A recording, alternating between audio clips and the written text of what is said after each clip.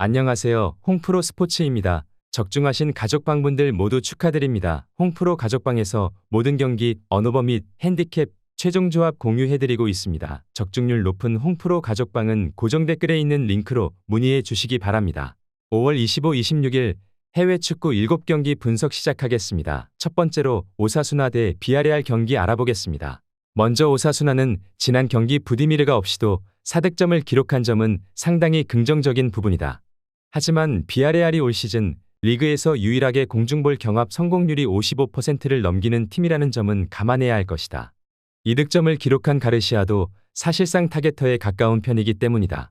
특히 상대 수비수 모스케라가 압도적인 피지컬로 찍어 누르는 플레이에 상당히 능한 편이다. 오사수나가 비아레알의 공중볼 경합을 이겨내지 못하고 비아레알 상대로는 3연패로 부진한 모습을 보이고 있기도 하다. 이어서 비아레알은 속공과 지공을 모두 섞을 수 있는 팀이다. 다만 게데스나 트라오레가 밀집 수비에 전진이 막히며 힘을 잃는 경우를 자주 보이는데 이번 경기에서는 지공 성향이 중요할 전망이다.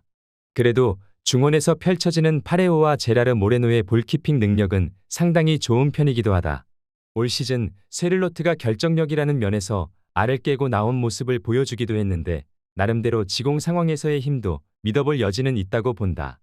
비아레알이 오사수나를 상대로는 속공이 잘 통하지 않을 가능성이 높아 보인다. 하지만 파레오와 제르라 모네로를 필두로 공소유와 지공이 나쁘지 않은 편이라 오사수나가 철저하게 잠그는 상황도 어느 정도 힘을 잃을 가능성이 높아 보인다. 오사수나의 롱볼 플레이가 비아레알의 피지컬과 공중볼 경합에 막힐 가능성이 상당히 커 보이는 매치업이다. 비아레알 승리를 추천합니다. 두 번째로 맨체스터 시티 대 맨체스터 유나이티드 경기 알아보겠습니다. 먼저 맨시티는 맨유를 상대로는 이제 격차를 보여주는 편이다. 올 시즌 강팀들 상대로 고전하던 것도 맨유만큼은 예외였을 정도다. 일단 맨유가 공격적으로 플레이를 하는 와중에도 별다른 타격 없이 전개를 할 수 있었던 것이 우세의 원인이다. 레알 마드리드를 상대로도 맨시티가 일방적으로 두들기는 모습을 보여주었는데 현재의 맨유라면 맨시티를 막아내긴 어려워 보인다. 이어서 맨유는 올 시즌 문제는 수비 하나로 결정이 된다. 특히 압박 상황에서 상대가 너무 쉽게 풀어나오는 것이 요인인데 올 시즌 부상자들이 수비 라인에서 많이 나온 점도 있겠지만 감독의 전술과 수비 라인에서의 부하가 매우 컸던 것도 사실이다. 그나마 FA컵 우승으로 유로파 진출이라도 하겠다는 의지가 그나마 변수라고 볼 수 있을 것인데 냉정하게 난이도가 너무 높아 보이는 것이 사실이다. 맨유의 수비나 압박이 하브리그 팀인 코벤트리에게도 쉽게 공략을 당하는 모습이다. 맨유의 의지가 있다고는 해도 의지만으로 전력 차이를 메우는 것은 무리라고 본다. 맨시티가 주도권을 잡고 몰아치는 상황을 만들 수 있을 것이고 맨유가 이를 버텨내기에는 올 시즌 내내 수비적인 퍼포먼스가 좋지 못했다. 맨체스터 시티 승리를 추천합니다.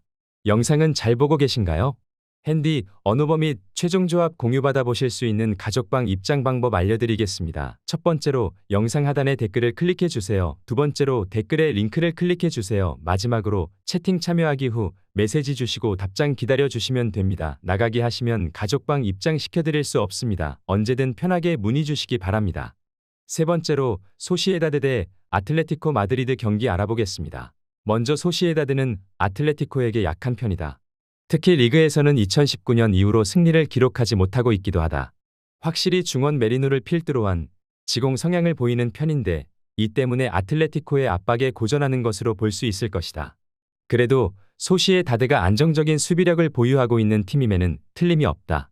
올 시즌 상대가 소시에다드 박스에서 기록한 터치는 리그에서 가장 적기도 하다. 이어서 아틀레티코는 큰 의욕이 없는 상황이다. 서로 순위가 확정된 상황이므로 38라운드가 큰 의미를 지니지는 않는 상황인데 그나마 아틀레티코가 강하게 프레스를 하는 것으로 응수하고 있으나 올 시즌 평균 연령이 30대인 아틀레티코가 시즌 막바지까지 에너지 레벨을 유지할지는 의문이기도 하다. 지난 경기에서도 오사수나에게 후반에 3득점을 맞으며 대패하는 모습을 보여주기도 했다. 아틀레티코나 소시에다드나 그다지 의욕이 없는 상황으로 볼 여지가 있을 것이다.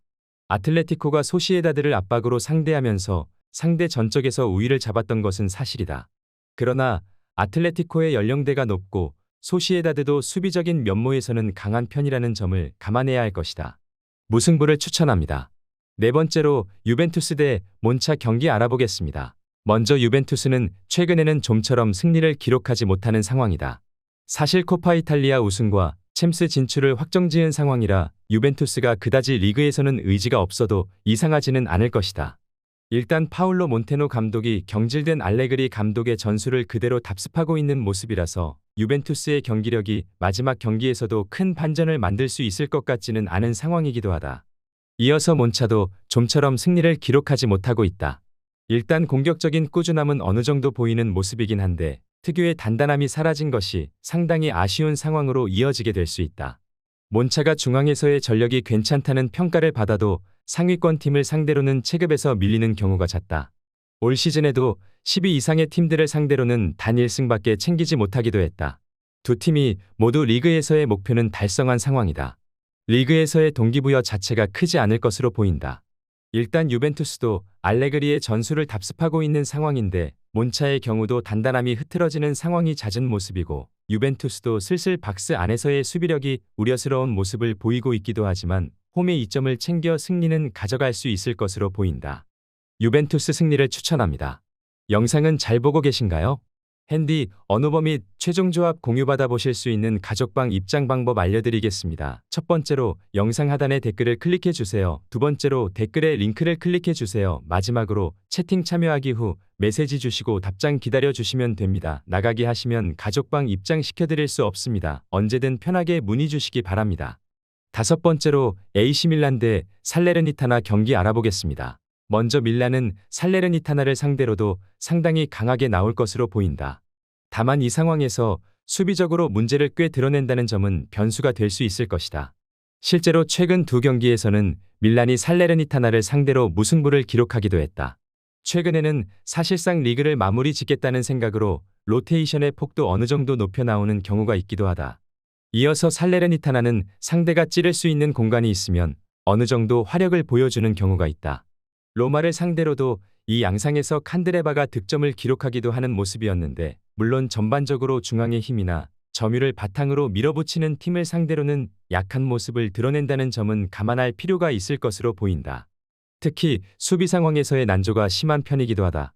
밀란이 살레르니타나를 상대로 밀어붙이는 것으로 승부를 보는 편인데 이 상황에서 실점률을 잘 커버하는 양상은 아니라는 점은 문제가 될 수 있을 것이다. 살레르니타나도 로마 같은 팀을 상대로도 이 양상에서 칸드레바를 통해서 상대를 타격했다는 점은 변수가 될 수도 있을 것으로 보인다. AC 밀란 승리를 추천합니다. 여섯 번째로 레알 마드리드 대 베티스 경기 알아보겠습니다. 먼저 레알은 이번 매치에서 주전들의 비중이 높을 것으로 보인다. 홈에서 열리는 마지막 라운드이기도 하고 챔스 결승을 위해서라도 주전들의 경기 감각을 점검할 필요도 있다. 일단 지공이나 속공에서 모두 득점을 기록할 수 있는 역량은 넘치게 갖춘 편이라서 베티스를 상대로 강했던 편이기도 하다. 지난 두 번의 매치에서는 아예 중원에서 6할 이상의 점유를 가져가면서 베티스의 장점을 완벽히 봉쇄하는 모습이기도 했다. 이어서 베티스는 속공과는 큰 인연이 없는 팀이다. 따라서 중원에서 보여주는 퍼포먼스가 하락하면 그대로 경기력이 고장나는 편이다. 레알 마드리드와의 매치에서는 기본적으로 당하는 경우가 많은 편이다. 베티스의 수비가 좋지 못하다고 판단하긴 어렵긴 하나 원정에서는 간격 유지라는 면에서 기복이 없지는 않다는 평가도 있다. 이래저래 애로사항이 많은 경기라고 할 수 있을 것이다. 레알 마드리드가 베티스를 상대로는 상당히 강한 모습을 보이는데 아예 중원을 잡아먹고 나갈 수도 있고 속공으로 빠르게 상대의 기동성을 공략하는 것도 가능할 것이다. 주전들의 비중이 이번 경기에서 높을 것임을 감안하면 이 매치에서의 체급도 레알 마드리드 쪽으로 기울 것으로 보인다. 레알 마드리드 승리를 추천합니다. 영상은 잘 보고 계신가요? 핸디, 언어버 및 최종 조합 공유받아 보실 수 있는 가족방 입장 방법 알려드리겠습니다. 첫 번째로 영상 하단에 댓글을 클릭해 주세요. 두 번째로 댓글에 링크를 클릭해 주세요. 마지막으로 채팅 참여하기 후 메시지 주시고 답장 기다려 주시면 됩니다. 나가기 하시면 가족방 입장 시켜드릴 수 없습니다. 언제든 편하게 문의 주시기 바랍니다. 일곱 번째로 올림피크 리옹 대 파리 생제르맹 경기 알아보겠습니다. 먼저 리옹은 후반기에는 질주를 했지만 파리를 상대로는 한계를 느끼는 모습이었다. 리옹이 마지막으로 진 것은 파리에게 크게 당했던 케이스인데 특히 리옹의 상승세를 이끈 마티치가 아무래도 상대 중원과의 기동성 싸움에서 밀릴 수밖에 없었다. 미드필더에서 밀리는 상황이니 전방 라카제트 같은 자원들도 힘을 쓰기에는 애로사항이 많을 수밖에 없기도 하다. 이어서 파리는 음바페와 덴벨레는 여전히 부상 중이라고 하지만 지난 경기 승리를 따냈을 때도 음바페와 덴벨레는 없었다. 하무스와 바르콜리, 아센시오가 모두 활약하는 등 공격에서의 뎁스가 상당히 훌륭하다는 점을 입증한 셈이다.